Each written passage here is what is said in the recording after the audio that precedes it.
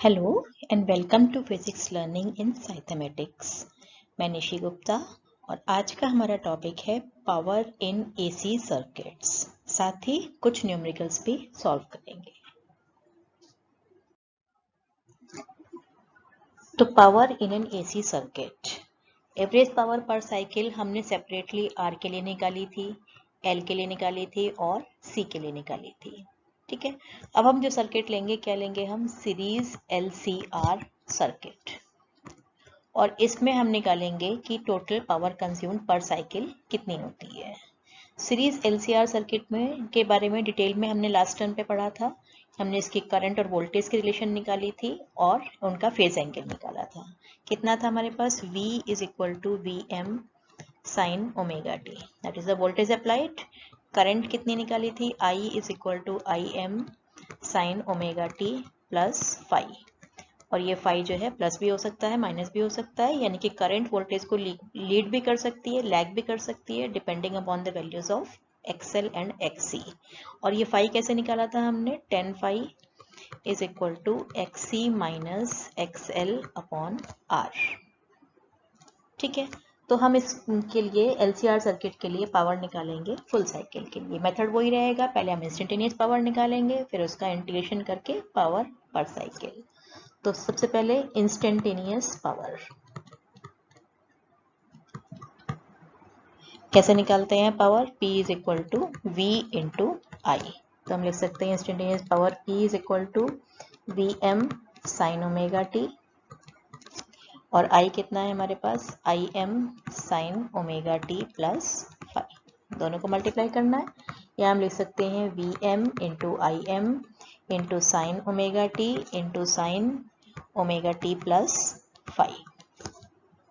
ठीक है, ट्रिग्नोमेट्री में हमने एक रिलेशन पढ़ी है, cos A minus B minus cos A plus B, that is equal to 2 sine A sine B। तो हम इसमें ये इक्वेशन यूज करके इसको हम दो टर्म्स में स्प्लिट अप कर सकते हैं। यहाँ पर हमारे पास 2 नहीं है तो हम क्या करेंगे, 2 से मल्टीप्लाई कर देंगे और 2 से डिवाइड कर देंगे। अब ये जो टर्म बन गई है हमारी 2 साइन ए साइन बी, तो इसकी जगह हम क्या लिख सकते हैं, इसको ऐसे ही लिख देंगे VM IM अपॉन 2, और इसकी जगह लिखेंगे हम cos A माइनस बी। तो this minus this will get cos minus 5 which is equal to cos 5, then minus cos A plus B, जब इनको हम ऐड करेंगे तो 2 ओमेगा टी प्लस 5, ये दो टर्म मिल गई हमको। ठीक है, अब हमको निकालनी है एवरेज पावर पर साइकिल, जिसको हम P बार से लिखते हैं। कैसे निकालते हैं, आपको लास्ट टर्म पे याद होगा, हम पहले कैसे निकालते हैं, dW निकालते हैं, that is equal to P into dt। फिर हम W निकालते हैं पूरी साइकिल के लिए, P dt का इंटीग्रेशन कर देते हैं 0 से t, और फिर एवरेज पावर निकालने के लिए हम इस W को t से डिवाइड कर देते हैं। तो हम क्या लिखेंगे, 1 अपॉन t और इंटीग्रेशन ऑफ P dt, या हम लिख सकते हैं 1 upon t integration of this term VM IM upon 2 और cos phi minus cos 2 omega t plus 5। इस पूरी टर्म का इंटीग्रेशन करना है विद रेस्पेक्ट टू t, या हम लिख सकते हैं P average that is equal to IM constant है, VM कांस्टेंट है अपॉन 2t। दो टर्म्स बचती हैं, उनका इंटीग्रेशन करना है। पहली टर्म है cos phi, ठीक है, इसको अलग लिख देते हैं। देन दूसरी टर्म जो हमारे पास है that is cos 2 omega t plus 5 dt from 0 to t। तो ये जो टर्म है हमारे पास, ये क्या है, कॉस का इंटीग्रेशन, कॉस फंक्शन का पूरी साइकिल के लिए। तो कॉस या साइन फंक्शन का जब हम इंटीग्रेशन करते हैं पूरी साइकिल के लिए, वी गेट 0। तो सिर्फ ये टर्म बच जाती है, तो we get IM VM upon 2t, और cos phi जो है वो भी कांस्टेंट है, तो हमारे पास इंटीग्रेशन में क्या आएगा, सिर्फ t का इंटीग्रेशन लिमिट 0 से t तक, और we get VM IM upon 2t into cos phi, और इसकी वैल्यू t, तो t कैंसिल हो जाएगा। So we get average power is equal to VM IM upon 2 into cos phi. या अगर हम इसको ऐसे लिख लें that is equal to V M upon root two into I M upon root two. Root two को हमने जो है रूट टू और रूट टू लिख दिया इंटू कॉस फाई। तो हमें कितना मिलता है, ये टर्म क्या बोलते हैं इसको हम वी आर एम एस, और इस टर्म को क्या बोलते हैं I R M S into cos phi. तो एवरेज पावर पर cycle that is given by V R M S into I R M S into cos phi. तो क्या देख रहे हैं हम, the average power dissipated depends not only on the voltage and current. जैसे हम DC में लेते हैं P is equal to V into I, तो सिर्फ वोल्टेज करंट पर डिपेंड ना करके it also depends upon the cosine of the face angle between them. जो V और I के बीच का फेस एंगल है उस पर भी डिपेंड करती है, यानी कि द क्वांटिटी cos फाई पे डिपेंड करती है, and cos phi is called the power factor. एक बहुत इंपॉर्टेंट चीज है, जो cos फाई है उसको हम क्या बोलते हैं, power factor. cos phi is equal to average power पर cycle divided by the product of RMS values of current and voltage. तो इसके हम डिफरेंट केसेस जो हमने पहले प्रूव किए थे, रेजिस्टेंस के लिए पावर निकाली थी और इंडक्टर के लिए और कैपेसिटर के लिए। तो अगर हमारे पास सिर्फ रेजिस्टर सर्किट है, केवल रेजिस्टर है, इंडक्टर और कैपेसिटर है ही नहीं, तो उस केस में क्या होगा, फाई जीरो होगा। फाई जीरो होगा it means V and I are in same phase में होते हैं उसमें। कॉस फाई जीरो होगा तो कॉस फाई कितना हो गया 1। तो पावर हमारे पास कितनी आ जाएगी, power is equal to VRMS into IRMS which is the maximum power consumed, क्योंकि cos फाई की मैक्सिमम वैल्यू +1 होती है, और हमने जब निकाला था रेजिस्टेंस के लिए तो यही वैल्यू आई थी। देन सेकेंड, प्योरली इंडक्टिव और कैपेसिटिव सर्किट, या तो ओनली इंडक्टर है या ओनली कैपेसिटर है। तो उसमें क्या होता है, दोनों में फेज डिफरेंस हमारे पास जो है π/2 आता है, एक में करंट लैग करती है, एक में वोल्टेज लैग करती है, लेकिन फाई की वैल्यू कितनी होती है, π/2। तो फाई π/2 है तो cos फाई कितना हो जाएगा, दैट इज 0। तो अगर हम पावर निकालेंगे P that is equal to IRMS into VRMS into cos 90, and the cos 90 is 0. So we get average power per cycle is 0 in case of pure inductive and pure capacitive circuit. इसको हमने पहले भी separately निकाला था, inductor के लिए अलग और कैपेसिटर के लिए अलग, दोनों केसेस में पावर हमारी 0 आती है। इसके बाद LCR सर्किट, अगर हमारे पास तीनों कंपोनेंट है तब फाई की कुछ वैल्यू होती है, कितनी होती है, tan inverse XC minus XL upon R। तो फाई 0 भी हो सकता है, नॉन जीरो भी हो सकता है, ठीक है। इन सब सर्किट्स में RC, RL या LRC सर्किट में कुछ भी हो सकता है। तो इन सब में पावर डिसिपेटेड 0 नहीं आएगी, लेकिन पावर डिसिपेट कहाँ हो रही है, power is dissipated only in the resistor. ये बात ध्यान रखेंगे कि कैपेसिटर और इंडक्टर में पावर डिसिपेट नहीं होती है, केवल रेजिस्टर में होती है। आएगी कितनी ये, that is equal to IRMS into VRMS into cos phi. cos phi की वैल्यू कुछ भी हो सकती है इसमें, depending upon the phase angle between the current and voltage. अब इसी सर्किट में, LCR सर्किट में ही अगर रेजोनेंस है, तो रेजोनेंस के टाइम पे क्या होता है, XL is equal to XC हो जाता है हमारे पास, यानी कि XL माइनस XC इज 0, और XL माइनस XC 0 है, ये टर्म 0 हो गई है, तो हमारे पास फाई भी 0 हो जाएगा, क्योंकि tan फाई जो है, tan phi is equal to XC minus XL upon R। तो 0 अपॉन R, तो tan फाई कितना हो गया 0, तो फाई भी 0 हो गया, तो cos फाई कितना हो गया 1। तो अगर हम पावर निकालेंगे तो पावर कितनी आएगी हमारे पास, that is IRMS into VRMS, जो हमारी रेसिस्टर के केस में आई थी, क्योंकि cos फाई की वैल्यू 1 हो गई, यानी कि हम ये कह सकते हैं कि रेजोनेंस पे जो है ये सर्किट जो है प्योर रेसिस्टिव सर्किट की तरह बिहेव करता है, पावर फैक्टर 1 हो जाता है, it means P is equal to IRMS into VRMS is equal to maximum. लेकिन यहाँ पर भी power is dissipated only through the resistor, not through the capacitor और इंडक्टर। तो सीरीज LCR सर्किट के बारे में हम लास्ट टर्म पे पूरा पढ़ चुके हैं। हमने करंट और वोल्टेज में फेज डिफरेंस निकाला था और उसका जो है फेजर डायग्राम ड्रॉ किया था, ग्राफिकल रिप्रेजेंटेशन भी किया था। लेकिन जो भी हमने मेथड यूज़ किया था उसमें हमने फेजर डायग्राम की हेल्प से, जो LCR के फेजर डायग्राम थे, उससे हमने इक्वेशंस को सॉल्व किया था।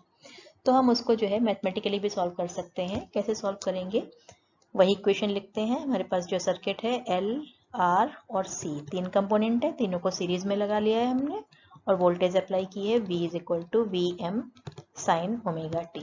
This is L, this is R and this is C। तो किसी भी इंस्टेंट पे t टाइम पे अगर करंट I है तो इसमें जो वोल्टेज ड्रॉप है वो IR होगा, कैपेसिटर में जो है Q अपॉन C और इसमें जो होगा L di बाई dt।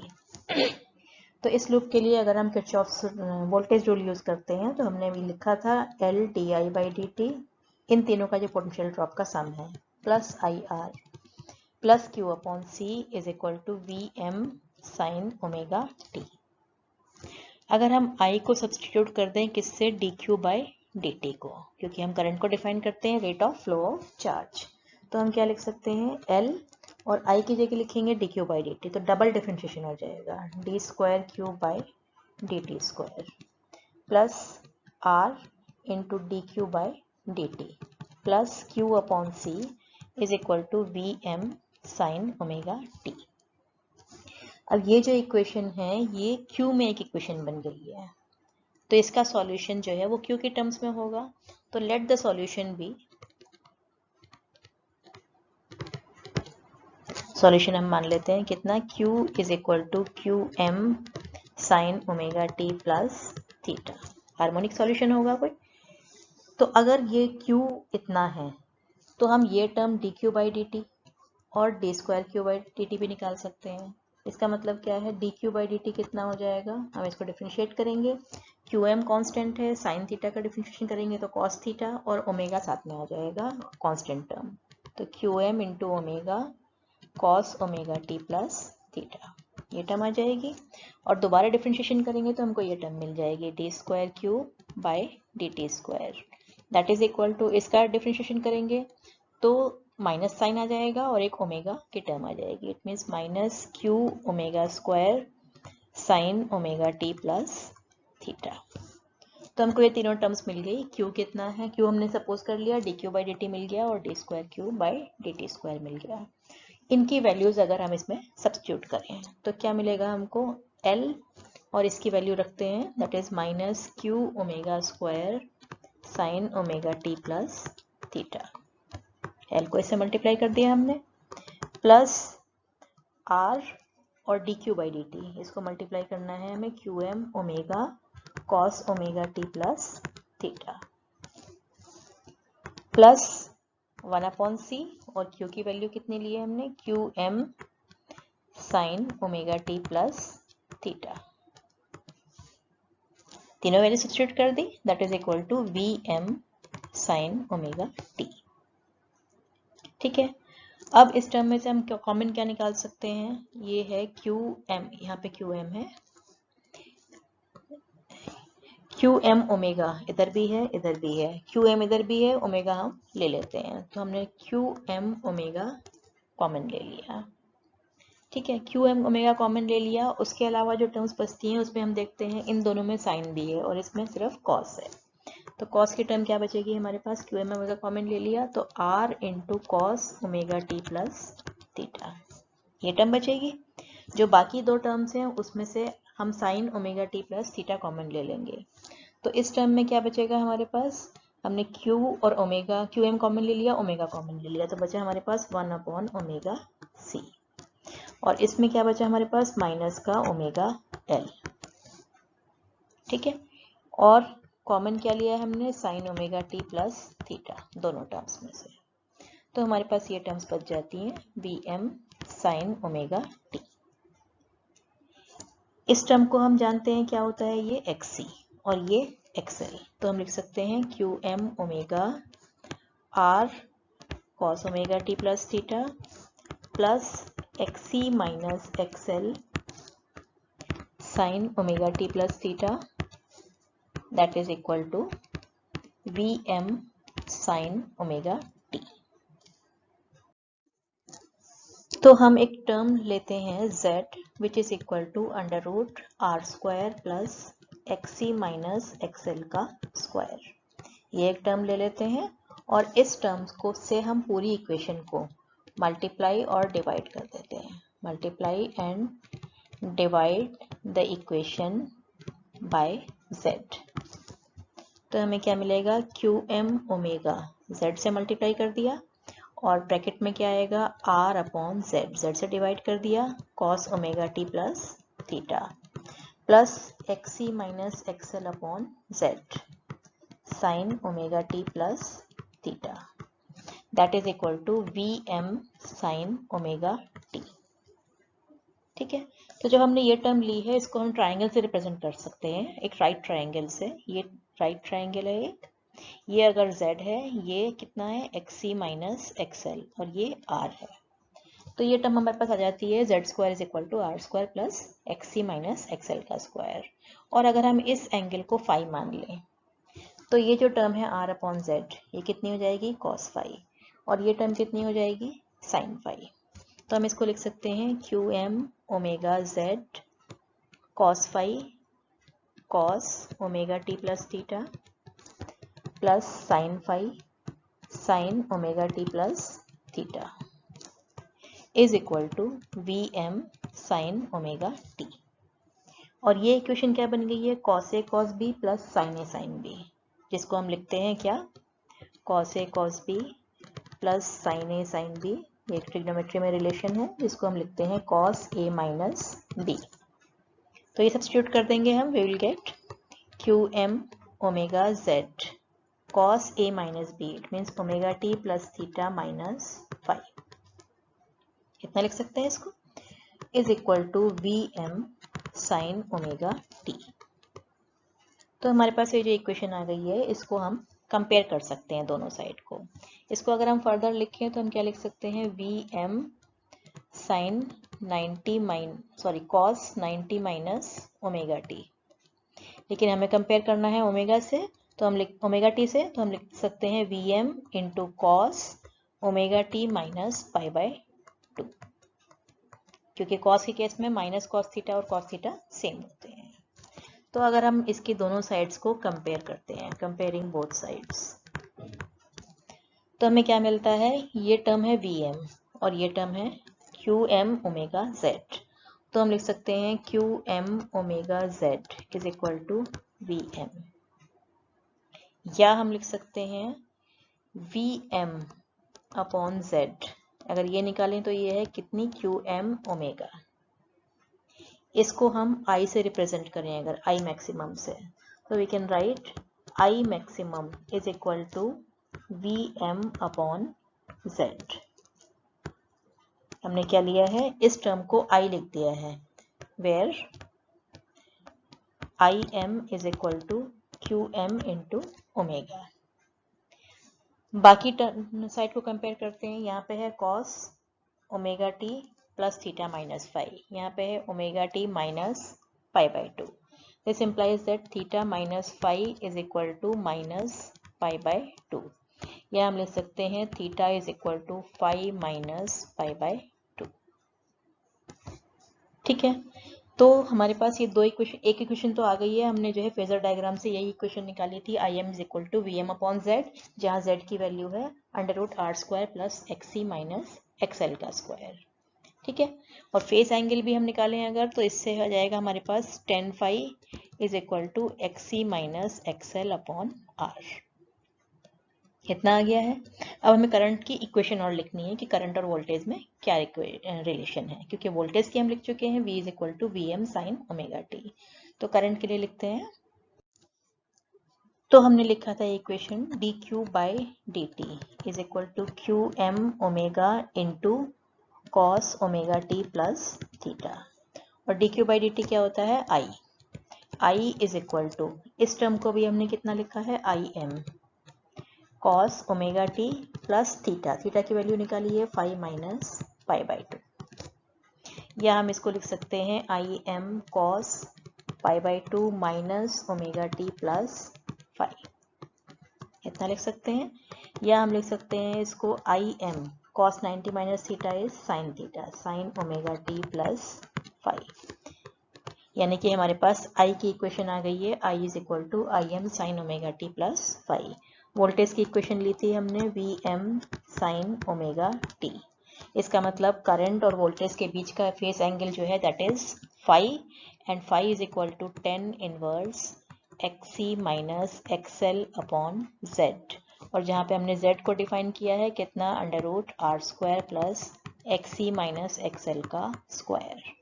तो यही सब इक्वेशंस हमने किससे निकाली थी, फेजर डायग्राम से, और इनको हम मैथमेटिकली भी सॉल्व कर सकते हैं। तो अब इसे बेस्ड क्वेश्चंस करते हैं। एनसीईआरटी का question number 7.6, obtain the resonant frequency omega R of a series LCR circuit with L is given 2 Henry, C is 32 microfarad, R is 10 ohm. Also we have to find the Q value of the circuit.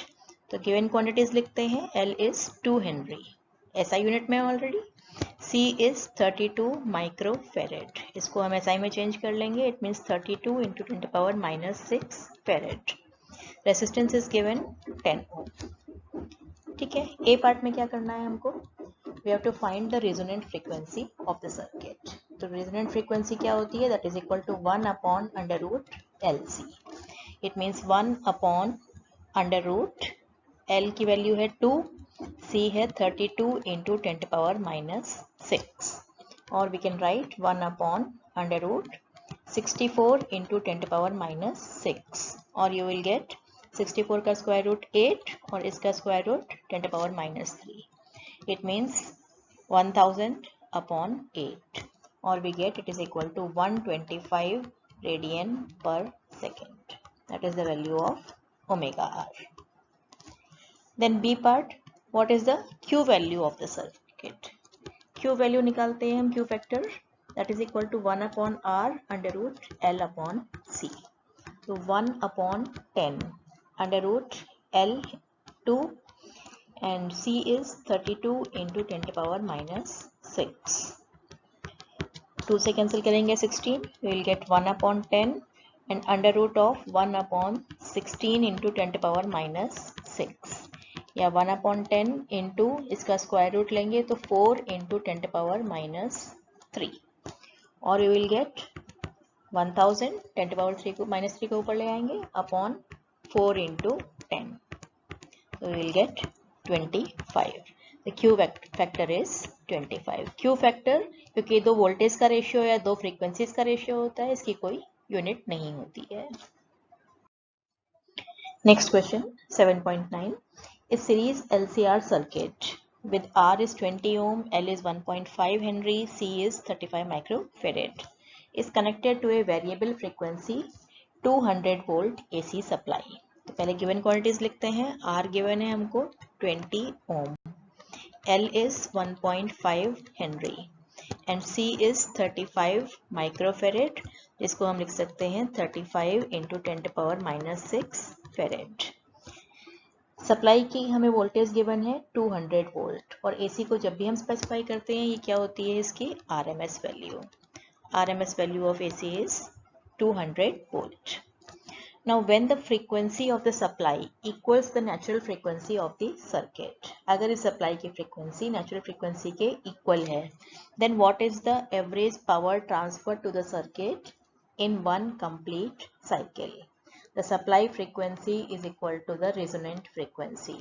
और ये कब, ये जब resonant frequency के equal होती है उसमें क्या होता है, XL is equal to XC. XL और XC बराबर हो जाते हैं and Z is minimum. R के Z जो है वो मिनिमम हो जाता है R के इक्वल, क्यों, Z is equal to under root R square plus XC minus XL का स्क्वायर. तो ये टर्म जीरो हो जाती है, तो हमारा Z कितना हो जाता है, minimum, that is R. And phi 10 phi कितना होता है, XC minus XL upon R is equal to 0. It means phi is 0. जो हमारा करंट और voltage V and I are in same phase, यानी कि रेसिस्टिव की तरह बिहेव करता है जब फ्रीक्वेंसी जो है रेजोनेंट फ्रीक्वेंसी के इक्वल हो जाती है. तो हमें निकालना क्या है, हमें निकालनी है average power transfer per cycle. और एवरेज पावर का फॉर्मूला क्या होता है हमारे पास, IRMS into VRMS into cos phi.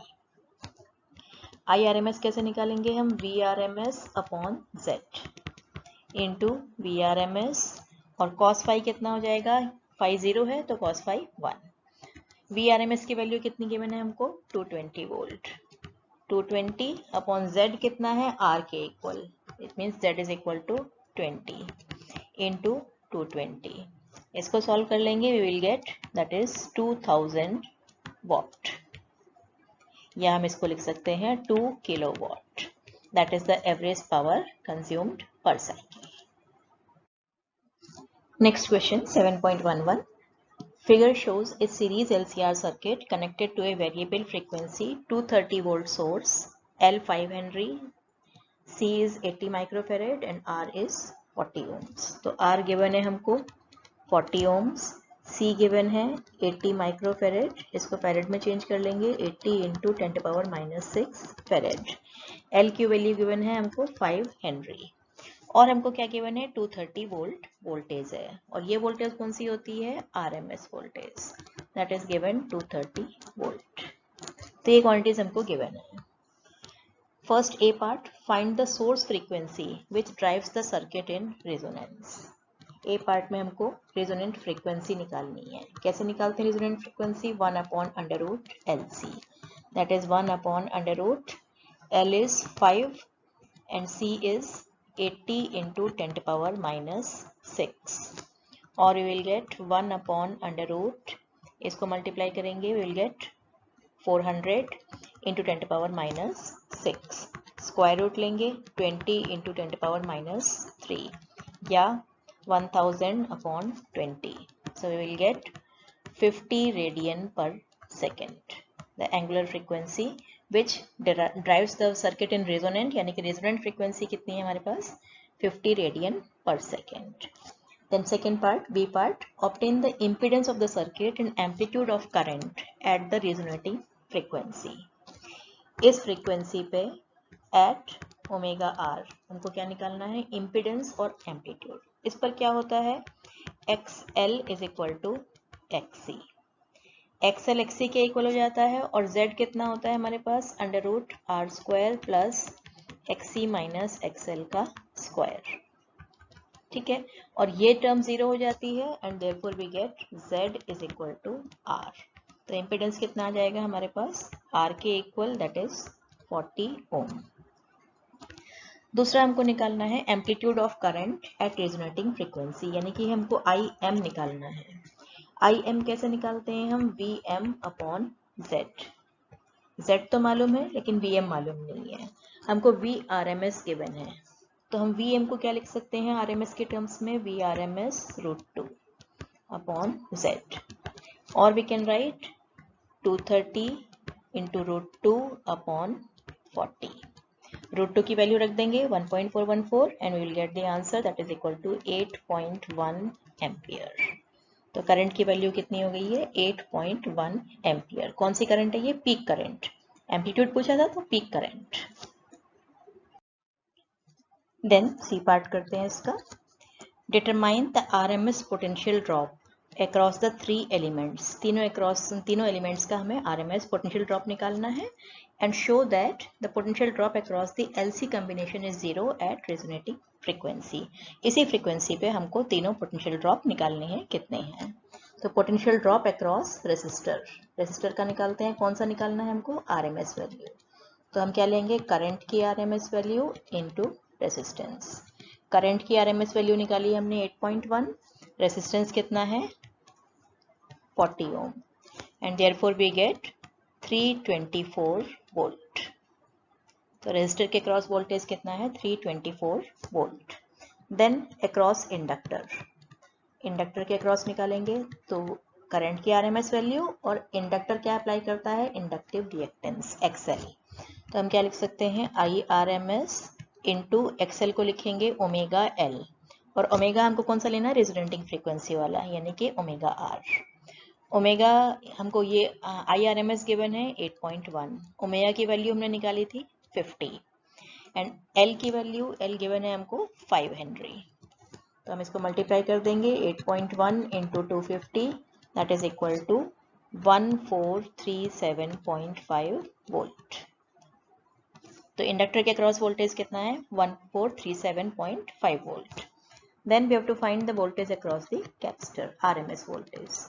तो RMS current into capacitive reactance, इसको हम लिख सकते हैं IRMS, और कैपेसिटिव रिएक्टेंस कितना होता है 1/ओमेगा C।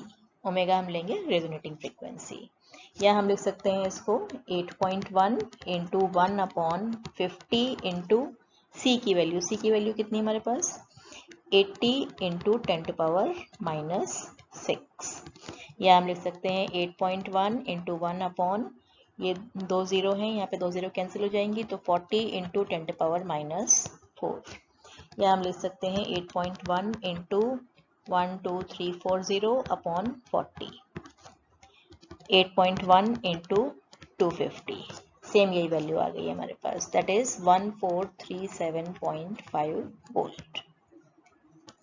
ठीक है, तो ये रेसिस्टर का अक्रॉस वोल्टेज RMS वोल्टेज, ये इंडक्टर के अक्रॉस और ये कैपेसिटर के अक्रॉस, इनकी फेज अलग अलग होती हैं। फेज हमको पता है कि अगर करंट की फेज ये है तो VR इसी डायरेक्शन में होता है, VL और VC इनकी डायरेक्शन अलग होती है, VL जो है 90 डिग्री लीड करता है और VC जो है वो 90 डिग्री लैग करता है। ठीक है, अब you have to show that the potential drop across the LC combination is 0 at resonating frequency। हमको LC combination का बताना है, यानी कि हमको निकालना है potential drop for LC combination, that is equal to VL RMS plus VC RMS, इन दोनों के क्रॉस निकालना है। तो हम क्या लिखेंगे 1437.5 और माइनस का 1437.5, क्यों, because they are in opposite phase, दोनों की फेज जो है वो ऑपोजिट है, या 180 का फेज डिफरेंस है, एक का पॉजिटिव पोलैरिटी है तो दूसरे की नेगेटिव है, so the potential difference across the combination is 0। यही हमको प्रूव करना था कि potential difference across the combination is 0। तो आज के लिए इतना ही, नेक्स्ट टर्न पे हमारा टॉपिक होगा LC ऑसिलेशंस और ट्रांसफार्मर। तब तक के लिए bye, thank you, happy learning.